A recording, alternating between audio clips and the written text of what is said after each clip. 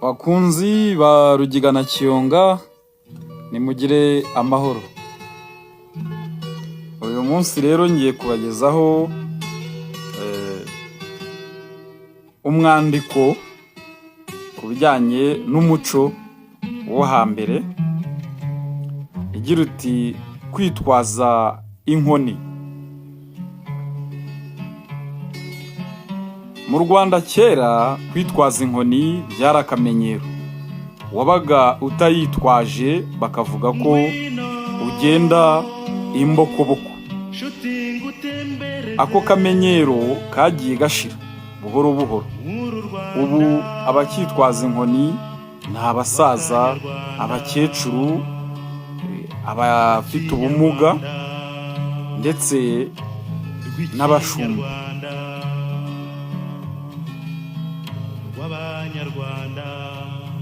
Kwitwaza inkoni byaterwaga kenshi nuko ishyamba ryari ryose mu Rwanda, kuko rwari rutaraturwa cyane, rurimo n'inyamaswa nyinshi: impyisi, mahuma, intare, inzovu, ingwe, ibisamagwe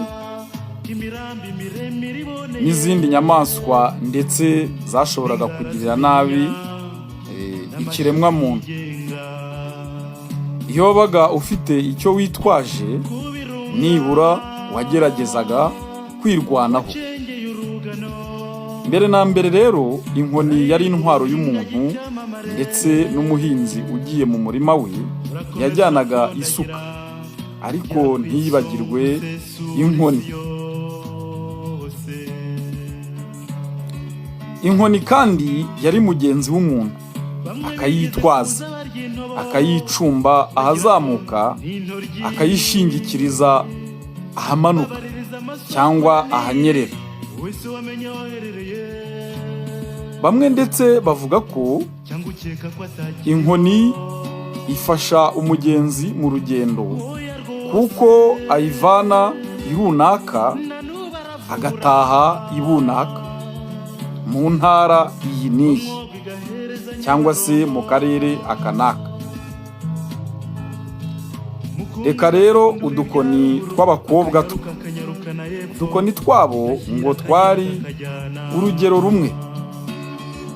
Iyo tutabaga uduseke twatoranyijwe, twabaga udukoni tugororotse, tunozeye kandi tureture, akenshi dutatse amabara.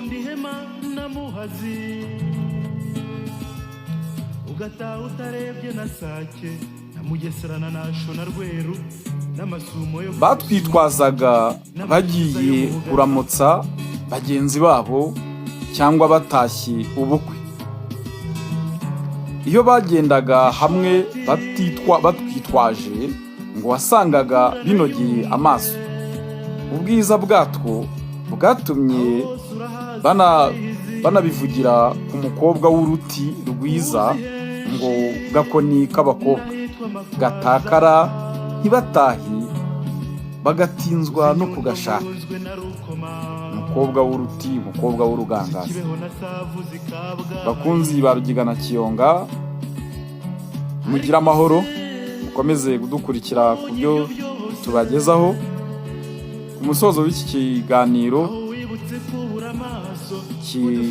kivuga ku bijyanye n'umuco wo hambere, murakomeza kumva umusaza Rugiga na Kiyonga atugezaho umugani n'igisobanuro cyabo.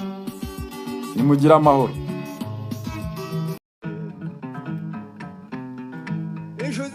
Inyuro y'umujinya yadutegereje igituku, yanzifata tegetswe n'ikibiribiri, igirika mu budanga, itunguka kwa nzoka zose.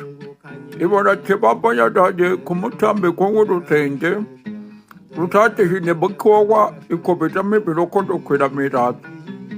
Imbeba yaraye ku muheno, itingiye kuba zibyo.